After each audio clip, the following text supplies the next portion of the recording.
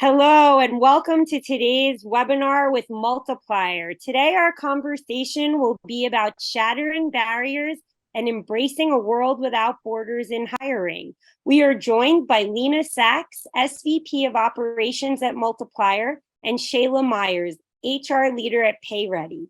I'm Francesca DeMeglio, the editor of HR Exchange Network, and I'm your host for today. And we're just delighted to have such a great audience, and we want you to be very much involved in the discussion we're having. You're welcome to use the live chat to get to know one another. Please let us know where you're calling in from. You can also use it to alert us of any tech problems you may be having. You can also connect with each other via LinkedIn through the live chat. Please send your questions also through the Q&A button that you probably see across the bottom of your screen. And we welcome questions throughout the discussion. There will be time for a Q&A at the end of the event. And also, those of you who are joining us for today's live session, you are eligible for SHRM credits. So keep an eye out for that in your email box. And without further ado, I hope the two of you are ready to get into this discussion. One of the first things I think we should do is poll our audience. And if you give me a second, I'm going to pull up the poll here. And we're going to ask you about the cause of the talent crunch. So there is a bit of a labor shortage here. What do you believe is the primary cause of the talent crunch in today's job market? The lack of necessary skills training, compensation and benefits misalignment, limited work-life balance, or something else? And if you think it's something else, please let us know in the live chat what you think that is. In the meantime, we will start talking to one another about this same topic. So just to get started, these factors have played a role, obviously. Lina, what are the key factors causing the talent crunch in your experience working with US companies? Well, thanks. Thanks for that, Francesca. I mean, I think there's a few to consider. One is the rapid technology advancements. The constant evolution of technology, in my opinion, leads to high demand for skilled tech professionals that keep up with the latest trends and tools. And really, there's 300 million jobs globally that stand to be impacted by AI and automation. I think companies fiercely compete for top talent, and this leads to a limited pool of qualified individuals, especially in our tech space. I think another factor is the competition among various employers. Talent does not want to work for or move to companies due to weak salaries, weak compensation packages, lack of flexibility, lack of work-life balance. Stress is very prevalent, and really poor management and poor leadership. I think another factor to consider is the geographical mismatch. I think certain tech hubs might have an abundance of opportunities, but not enough skilled professionals in the area, which leads to regional imbalance. About 35% of the tech industry is controlled by North America, 31% by Asia, and 22% by Europe. And also a factor to consider is our lack of diversity and inclusion. I think the current tech sector is made up of 67% or so of Caucasian, 13% Asian Americans, 9% of African Americans, and 8% of Latin Americans. As of 2022, interesting stat, 73% of the tech industry workers are men. Historically, this opens up the struggle for diversity and limits your talent pool. This typically is caused by what we know as unconscious bias, stereotypes, lack of inclusion or culture at work, educational disparities, recruitment practices, and really unconscious exclusions. And I would be remiss if I didn't say this, but another factor is immigration and visa regulations. I think restrictive immigration policies limits our access to global talent, particular in countries where, companies rely very heavily on those foreign workers. So true. I mean, immigration policy hasn't been changed in more than 30 years. Right. And that has really been a factor in the labor shortage, as are demographics, the fact that people aren't having as many children as before. Really fascinated by those diversity numbers that you shared, and I'm sure we'll get into that in a moment. Shayla, before I turn to you to weigh in, I would like to end the poll and see what the results have been. So I'm sharing the results now, and we have about 19% saying that there's a lack of necessary skills training. The majority at 38% said compensation and benefits misalignment is the cause, and 35% say limited work-life balance. A few of you did say other, however, so that's interesting to know. So just in terms of what we've been talking about now, Shayla, what are the chief concerns you're facing or have faced when you're dealing with attracting talent for of this nature? Yeah, no, thanks for asking. Lina, those were great points. And I would definitely say we have some of those concerns myself.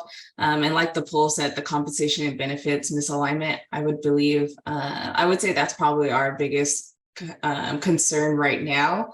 There's such a huge competition for talent right now, of course, with the rise of technology and globalization. So the talent pool has become fierce. I would say our candidates, they have so much power, and they're kind of reshaping what the workforce is supposed to look like. So with that, we have to stay competitive, and try to, utilize that within compensation, our benefit plans, and making sure that we're able to kind of stay ahead of it. But I would, just to kind of go back to those points, you said when dealing with attracting talent, I would say the competition for talent, because there's so many different companies that we're competing against, our compensation and benefits, trying to make sure we're trying to stay competitive.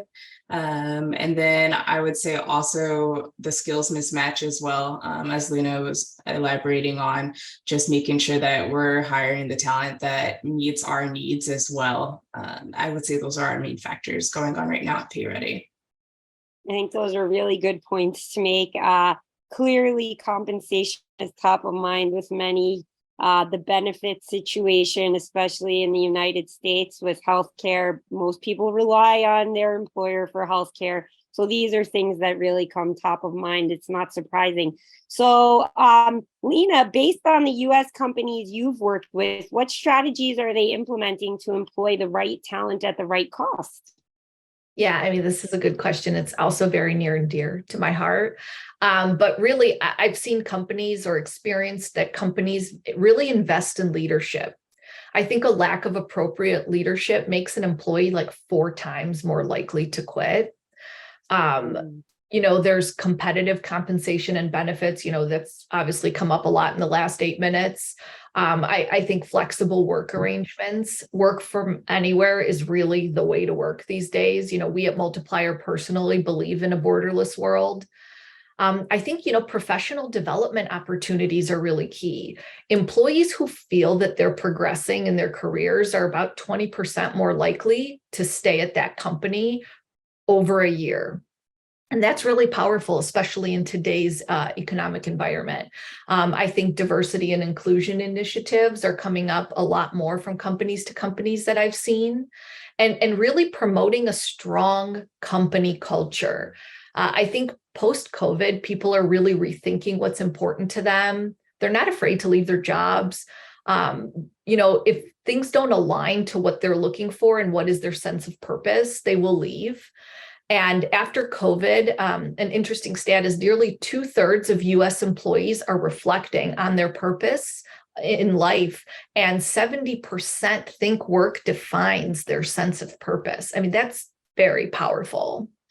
I've also seen employee recognition programs, boom. We at Multiplier kind of focus on this ourselves, different recognition programs. They can be used during town halls, that, you could align your corporate values to those employee recognitions. I mean, we align our cultural tenets, which are trust, transparency, and thoroughness.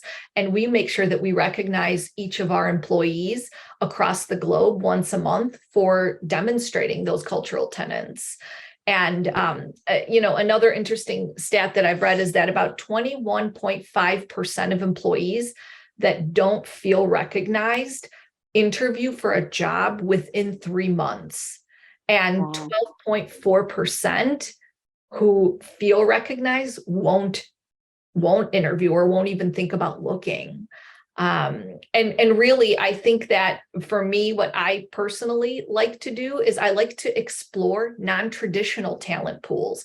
So, typically companies look at traditional backgrounds, traditional skill sets that align with the work. But sometimes if you look through other industries and look at individuals that maybe possess different skills than the traditional background requires, you're more likely to increase that satisfaction and have your employees be kind of thriving in that environment. I think that's really great information, and I can relate to much of it. The fact that you talked about flexibility, all this stuff about diversity, even if people don't mind the diversity initiatives or don't have much concern about that, everybody wants that sense of belonging. Everyone wants to feel valued, and that's part of it. And people don't always realize that and make that connection. Really important points. So Shayla, how has PayReady managed to overcome these factors when finding the right talent? Right, such a good question. I know for PayReady, one of our solutions as of recent has been going global. So that's a huge factor for us, and we were really excited about that. And I will say, we have utilized other like freelancer platforms in the past, and we've really received some amazing candidates from that freelancer platform. It let us, of course, observe the candidates there, screen them. You can actually see the reviews that other companies and other employers have left of them. So that helped us kind of navigate that space. And from that platform, we were able to obtain some amazing employees that's been with us for at least 2 years. So we've had them for a very long time. And right now, through Multiplier, we were actually able to integrate them full time. So they were utilized within that freelancer platform as a contractor. And now we're able to have them full time with benefits. So it's been really huge and amazing platform that we've utilized. But now we're also going through a referral system. So we're starting up the hiring process again for that specific team, and we're still using it globally. And with that, we've already received so many new employees who have become our new top performers too. So it's been amazing to kind of, build those relationships with people overseas, have them integrated. They're so loyal, they're so kind, everyone's amazing. And then to kind of get more people out of it, and who've learned about our company through them, through their friends, and etc. So, and these are people that they trust. So I will say, utilizing the freelancer platform and the referrals has been a huge factor for us in overcoming these issues. That's great. Going global comes with so many benefits, making your team more diverse, the opportunity for cultural exchanges, the fact that you have these different perspectives as you're problem solving, and you can seek out specific talent regardless of where they are. However, I think some people feel overwhelmed or challenged. So Shayla, tell us, now that you mentioned going global as a solution, what are the cons or the drawbacks or the challenges that PayReady has faced in going global? Right, that's okay. That's a good question. So I would say some of our challenges has been time zone and just working remotely. So we have a lot of people who work the night shift. So we're constantly trying to stay engaged with them, making sure that we're keeping their energy up. But some people, they want to take power naps, to kind of get their energy back. Maybe they'll kind of be disconnected for a bit, and we're trying to get in contact with them. And that's when the power nap, we understand what's going on there. But so it can be a little bit difficult with the different time zones. And then in terms of the remote work challenge, so we have some employees who lose their power. The power goes out, maybe they're in really difficult climates that affect their remote work as well. So it's been difficult to try to find a work way around it, and we'll have to utilize other applications, other texting applications, just to kind of get a hold of them and understand what's going on and working around it. So Those have been difficult. And then also I would say the regulatory and legal complexities that come with hiring globally. But with Multiplier, it has been a tremendous help, of course, to, have someone on our team to be able to kind of help with the regulations and understanding what's going on within different countries and making sure we're staying compliant, of course. So I would say those would be our main three cons that we face going globally. I think any of us working with people globally can relate to the time zone differences, right? Trying to schedule the meetings, people needing naps. I feel your pain. Lina, what would you say are the major problems US companies generally face when trying to hire global talent? I mean, exactly what we just talked about. I mean, a portion of that is really engagement. I think engaging remote employees isn't as simple as, we used to have when we were in the office. Like we used to take people to lunch, we used to have office happy hours or, office parties. I think you encounter issues of low morale, certain individuals feeling lonely due to lack of human interaction. I think there's also even like a lack of trust because you don't build that face-to-face rapport. I do think teams can chip in with some ideas of different planning events, monthly. I've seen, we use like monthly team bondings. We can diversify the activities, meaning somebody can plan it. Some people can actually execute on it. Then you involve the whole team. So different people could kind of take responsibility and feel engaged. But I do think engagement is pretty prevalent. Or lack thereof. And I think also, I talked about it earlier, but company culture, I think it's harder to create company culture when your employees are spread around the globe. I think, to maintain a majority of your workers that are in a remote setting, I think culture and making that culture in the forefront of how you organize your teams is really what's going to drive the employee engagement, which I talked about before. I think, you can define your core values. You can have virtual team building activities, like I mentioned before. I think you can have mentorship and buddy programs that get, you can have a buddy in an opposite side of the world or a buddy closer to your time zone to make you feel that you're part of a culture. Providing development opportunities. People want to grow, they want to flourish, they want to know that their corporate culture prides on employee development. And of course, what we use and what I've seen is, all hands meetings, town halls, coffee hour meetings I've seen, or office hour meetings that just get people to kind of pop in and feel free to ask maybe some informal type questions. And definitely communication. The more that you can regularly communicate, the more you can be transparent, the more that you can be in front of your teams, even if you are all remote, will definitely help create that engagement and that company culture for your global staff. I think those are great ideas. I've also heard of people meeting locally if they are in the same neighborhood. And also, I've heard of a company, I loved this idea. As a cultural exchange, they actually exchanged recipes from their local places and created a cookbook that everyone then swapped, and then they made each other's recipes and had like a little get together online where they were eating that. Yeah.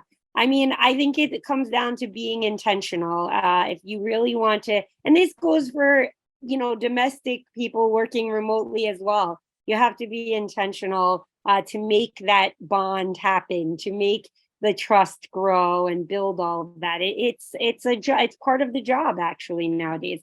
So before we move forward with more questions for our wonderful speakers here, we're going to do another poll.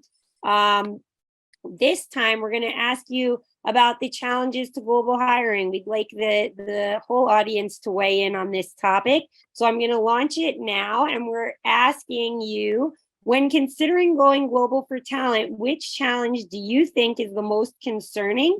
Your options are cultural differences and communication barriers, time zone and collaboration difficulties, legal and compliance issues, and hiring and onboarding logistics. And in the meantime, we will continue on with our conversation. So this is kind of going to be open to both of you, but I'll start with Lina.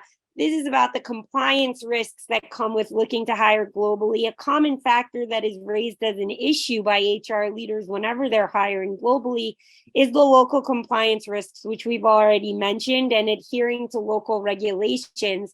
Given you cater to this problem, how do you make the process easier? Honestly, we handle everything at Multiplier that relates to the compliance aspect. I mean, when companies look to hire globally, they're nervous. They don't know what to expect because they just don't know. So they look for someone like us at Multiplier to help guide them and ensure that that compliance is taken care of. And a few things that we ensure that's done in a compliant fashion is first and foremost with our contracts. We ensure that all contracts comply with labor law requirements, no matter where your talent is located. So this includes appropriate benefits, statutory leaves, termination laws, working hours, salary breakdowns, and really bilingual contracts. Another aspect is, we provide local and competitive benefits and insurance because we know that we talked about it earlier, that benefits and compensation is incredibly important to our staff all over the world. So we help find global employers the appropriate and attractive benefits that comply with local employment laws and also satisfy their employees. We manage our accurate payments and taxes. We help global employers pay employees on time in their local currencies. We make sure all the right taxes, the social contribution, the government fees are paid for on time, they're filed on time and done accurately. We at Multiplier, we reduce risk. Our solution is to reduce risk and penalties resulting from non-compliant hiring practice. I mean, think about it. Legal battles are not only incredibly expensive, but they can take up a lot of valuable time that really people don't want to divulge in. And really, we manage the employer's reputation. And this is very near and dear to our hearts because we help with local labor law compliance to help our employers establish a reputation that's trustworthy. It turns them into a trustworthy company and a company with high reputation that employees want to work for. And finally, we all know we're 100% GDPR compliant. We provide a secure platform for managing global payroll, benefits, taxes. We allow you to expand your global company confidently, and we place an incredibly high focus on security of your data. Now, those are all really important issues. I really appreciate how you connect it to the reputation of the company. It's one thing to say you're helping people stay within the law. It's another to say, that's vital to your reputation, which it is. And it's not just to attract employees. I think it's also about attracting customers to your service or product as well. So Shayla, tell me how PayReady handles the local compliance laws for its global team. Right. So I am a client of Multiplier. So this has honestly been a huge help for PayReady.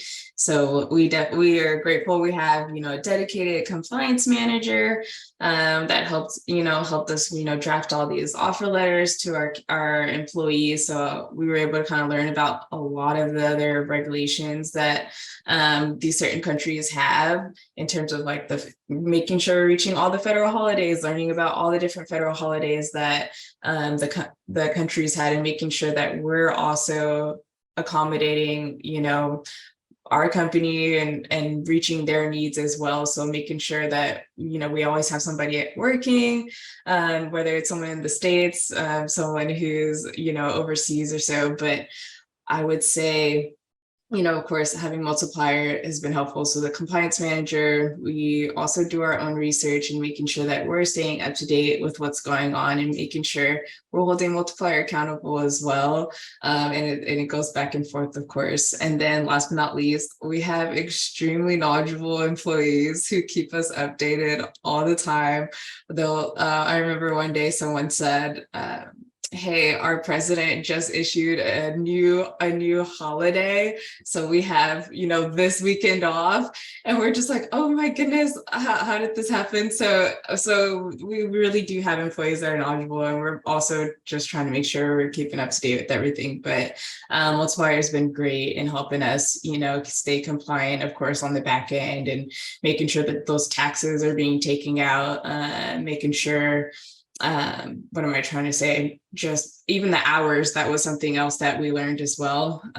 So certain countries, they only permit a certain amount of hours that the workers can work. So we kind of had to reduce our time and kind of change people's hours to kind of, again, accommodate our needs as well, but making sure that we stay compliant within them too. So Multiplier has been extremely helpful with that. That's really great. Yeah, those holidays pop up, They they come, do. yes. We were just talking Yes. about it before Yes. this Today, right? So, Yes. yeah, Oh my today is a goodness. holiday in Italy, a holiday in India. So yeah, we're all experiencing it with our global teams, and I love that. That's part of the cultural exchange as well. So before we move on to other questions, we're going to finish up this poll. I'm going to end it here so that we can see the results. And it looks like legal and compliance issues, not very surprisingly, are the biggest challenge people face when it comes to global hiring. Behind that comes cultural differences and communication barriers, but there is opportunity in that, everyone. We just talked about it. You can have cultural exchanges and learn more about each other. And then we also see here time zone and collaboration difficulties, 18%, and hiring and onboarding logistics, 12%. So very interesting results there. I hope all of you are participating in the live chat and continue to ask your questions, because we will have time for questions shortly. So basically, I wanted to move on and ask you one question about generational differences and how they play a part in the conversation we're having about remote and global work. And this is open to both of you. So are there barriers to consider and tailored conversations that must be had when dealing with baby boomers, millennials, Gen X, and Gen Z, specifically around remote work and as it relates to global hiring? For sure. Oh, go ahead, Lina. Yeah, maybe I'll take that one to start. I mean, it's funny because I feel like I kind of can relate to all of them, like the baby boomers, millennials, Gen Z, Gen X. Like there's an element in all of us, and I think that we can all relate. But I do think they all have very different styles of work and preferences, and they all need to be catered to their own likes. Remember, it's an employee's world.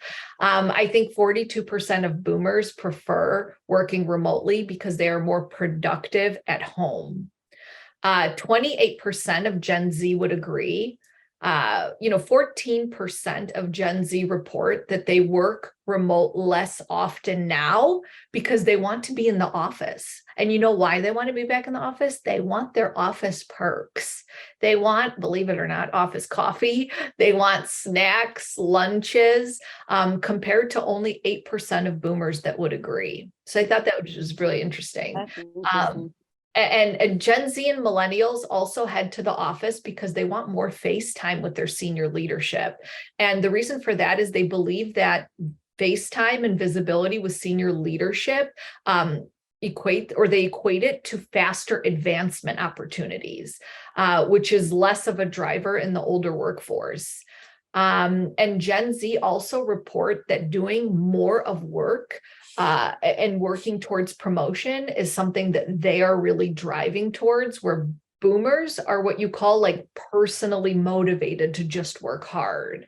So I thought that was kind of interesting. And that's how I consider tailoring our conversations when dealing with these types of workers and employees. That's really interesting. First of all, you can make better espresso at home, Gen Z. However, I think that there is a good point to be made about the fact that, if you're younger, you are looking to get those promotions, to climb the ladder, to be mentored, and to have that experience. As someone who's a little older, I'm Gen X. you have that experience of going in the office, meeting with your colleagues, having those lunches together, learning from their experiences. And you are missing that if you're doing remote work. I could see that. But I'd love to hear what you think, Shayla, since you are Gen Z, correct? Right, I am Gen Z. Okay, but even so, Lina, I really appreciate you sharing those percentages. I feel like it challenges my own preconceived notions as well. But just kind of giving you some insight from a Gen Zer, I will say what I've seen, at least from people that I've been around, myself, and even people that I've interviewed, it seems as if more the Gen Z generation, they want remote work. They want to stay at home. This is kind of what we're used to at this point, especially with the pandemic that happened. We kind of started within the pandemic. So going back into the office isn't as appealing. I don't think it's from, anything crucial. It's just in terms of we're not used to that. And this is what we're comfortable with. So I feel like, the remote work life is appealing, and that hence why I'm working remotely at my job. So I'm really excited about that. But as I've seen older generations, such as like our baby boomers, what I've seen, at least from, here at PayReady, they do want that face-to-face interaction. I was able to meet with everyone in the company, and it seems like they're the main ones who are, missing that interaction. They're asking, hey, when are we going to meet up again? Yeah. I really enjoyed getting to see everyone. So that's kind of been a huge factor. And then in terms of millennials, what I've been seeing in interviews, it seems like a lot of people are developing families right now, and they want to stay home with their families.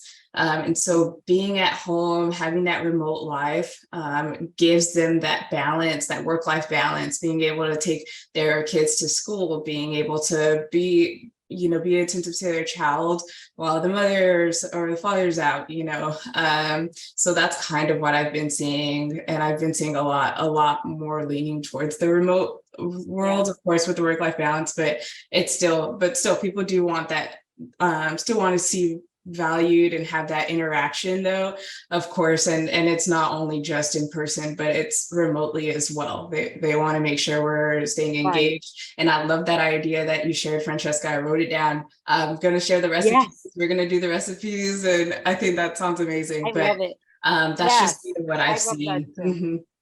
Yeah. Yeah, I think that those are really good points to make. I also have seen that more older people are the ones more reluctant about hiring people in faraway locations who aren't going to be able to have the face time. I want to make the point, and I think this is really important. Remote work allows you to have more diversity, equity, inclusion, and belonging, actually. People don't realize that. As a working mom myself, I can tell you what Shayla just brought up is a great point.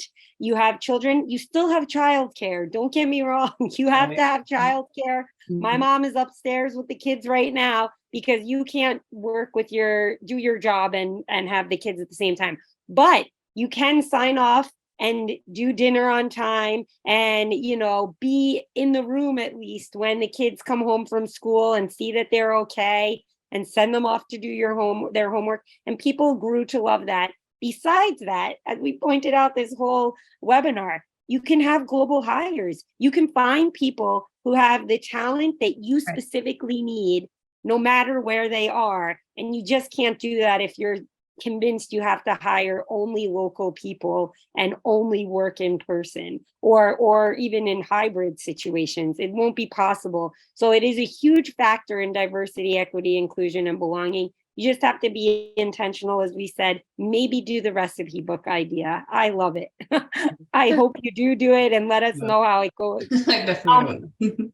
Yeah, definitely. In the meantime, I'm going to set us up to do one more. No, actually, we have two more polls, but I'm going to set us up for the next one right now. And then please, audience, if you have questions for us about global hiring or generations at work with this remote and hybrid and in-person debate that never ends, please send them our way. So this next question is about employer of record companies. Do you currently use an employer of record, or have you used one before? Your options are used before, never used, currently using, or what is an employer of record? An employer of record, Lina, do you want to give them a little bit of a background on that for those who answered that question already, as what is an employer of record? Yeah. You want me to wait till you close the poll or do it while? You could start Yes. now. It's Okay. fine. People are So- answering. Sure. So a global employer of record, it really helps organizations hire someone locally that may not have a local presence in that particular country. So let's say, Shayla's organization is looking to employ someone in the Philippines, but they don't have their local bank account set up. They don't have a tax ID set up in the Philippines. They don't have any presence in the Philippines, but they want to hire some workers in the Philippines.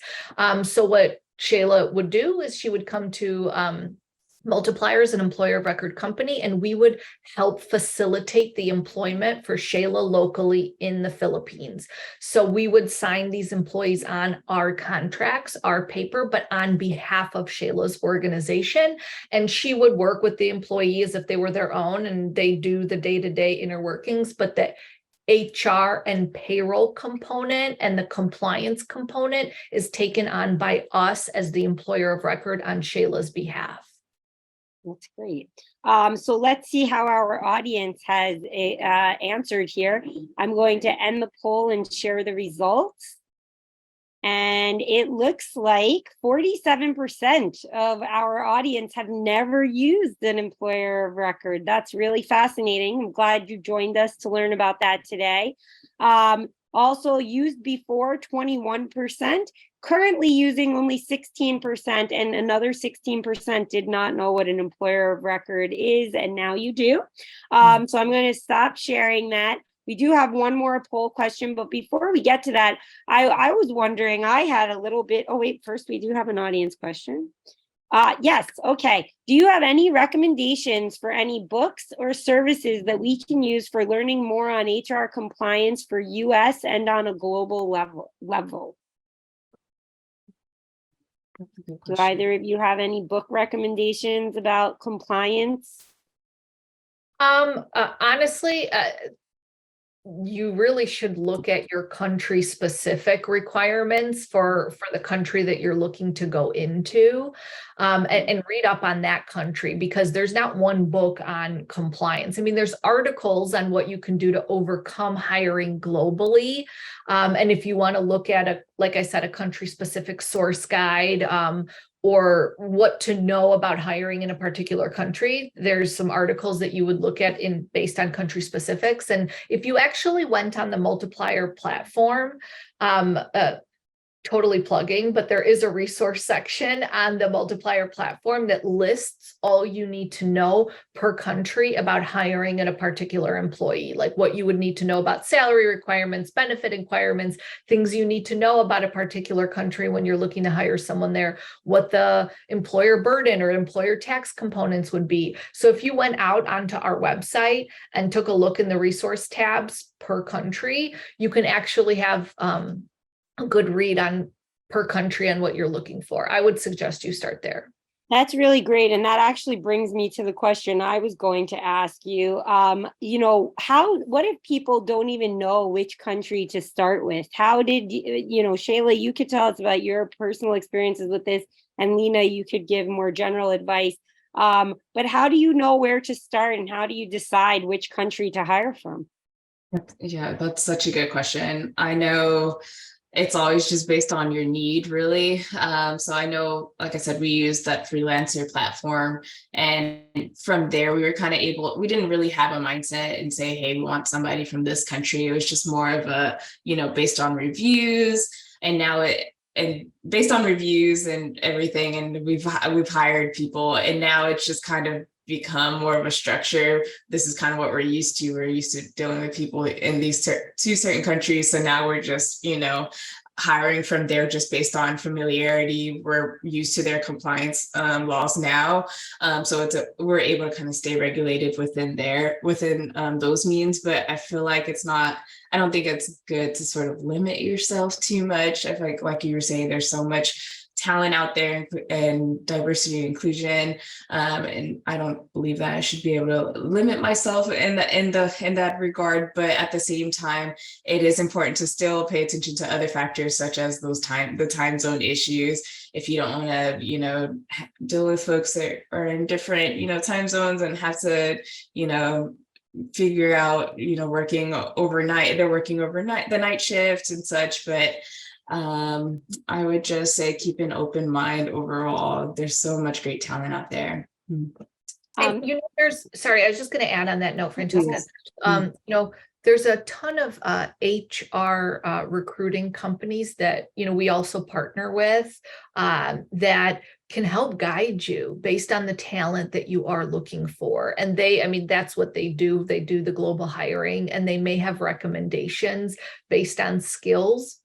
As I mentioned in the Q&A section, I wouldn't necessarily focus on like the traditional skills, but maybe explain what type of skills you're looking for in general from a well-rounded individual for a particular role. And they will help guide you to what countries we see these types of roles typically be hired in and successful in. So you don't have to do this alone and kind of just like, close your eyes and pick a country on the map type of thing. You could really start the investigation process, and then you could look at these global recruiters that could help guide you. And then you could start looking at cost, hours of operations, typically what benefits you want to provide and how they treat employees from like an overall employment standpoint. There's just a lot to take into account when you're making those decisions, but I would recommend starting with those global recruiters. Yeah, as far as I've seen in my research, also, there are some countries that are known for having people with certain special skills and talents. They call them talent hubs in many cases. So you might be looking for something in particular, and a country may have a great education program based on that particular skill. So that's something else to consider. And like you said, recruiting companies can help you with that. I wanted to thank you, Lina, also for sharing those resources in the chat. And also, there is a resource being shared here from Multiplier that can help you with that. And I will you are all welcome to continue to ask questions, and we will continue our conversation, but I'm going to launch our last poll of the day. And this one is a very simple one about whether or not you would like to be contacted for a consultation session. And I'll leave that up while we continue to talk.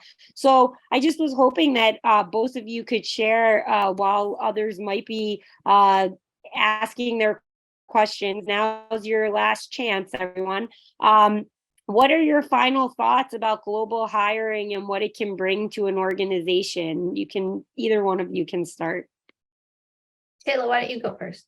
Yeah, final thoughts on globalization. I'm a huge supporter of it. I know, like I said, this is something, our company went into. We have amazing employees that's been around with us for years now from it, and they're hard workers. They're amazing. They're dedicated. They show up every day with a smile on their face, and they make us better each day too. So I would promote it. I would extremely promote it. And I hope that, everyone in this conference here, that they're actually considering it more so after hearing us speak about all the highlights from it. There's just so many opportunities within it.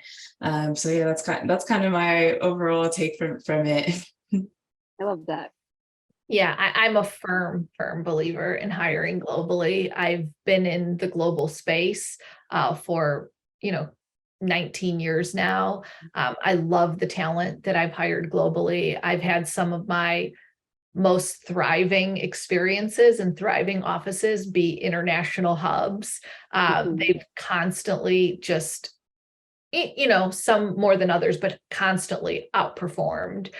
And they've, we've thrived as organizations internationally. And that's why I personally love the EOR space, because I think it's come so far, especially since COVID, because, you know, prior to COVID, it was always like you have to work and get taxed and live and where you know, where you are. And we weren't allowed to cross states. We weren't allowed to cross countries. And when COVID happened, you know, people started going home or visiting family and cross country, and all those things kind of freed up, all those regulations freed up, which, like you were saying, Francesca, really opened up people's appreciation for the fact that you can work remote and be just as productive and see your family.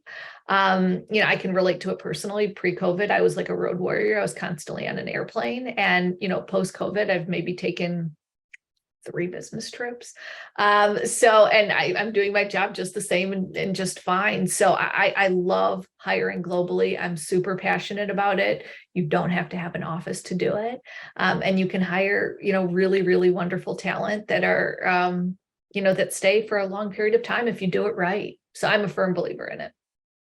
I can't argue with that. I actually am an American who worked from Italy for a long time for an American company. And it was at a time long before COVID. It was very complicated. They didn't know what to do with us. They didn't know how to pay for the few of us who were freelancers working in different parts of the world. And now, I mean, it's a whole new world. You have access to everybody, and there doesn't have to be those complications. And one of the things that I really want to highlight before we go, and I'm probably, those of you who join us often probably have already heard this from me, but diversity, equity, inclusion, and belonging is a huge reason for global hiring. And it makes your life richer, not just your professional life, your personal life. If you get to have an exchange like that cookbook one, or even just talking to someone like we did before this call, learning about the holiday in India and the holiday in Italy, you're that much better for it. And it really just makes you not just smarter and wiser, but also it makes you, you know, more loving toward the rest of the world. And there's no price to put on that. So that's another great reason to consider global hiring if you haven't already. And of course, you have to be able to do it. It does require resources and a little bit of time, but if you can do it, there are great rewards to be reaped. Unless anyone else has anything else to say, we're going to probably wrap this up right now. So we will end this poll, and we will briefly share the results, but we will be talking to all of you next time. We hope that Lina and Shayla enjoyed this as much as I did. Thank you so much for joining me. We look forward to seeing our audience who've been wonderful, sharing your thoughts and connections with us.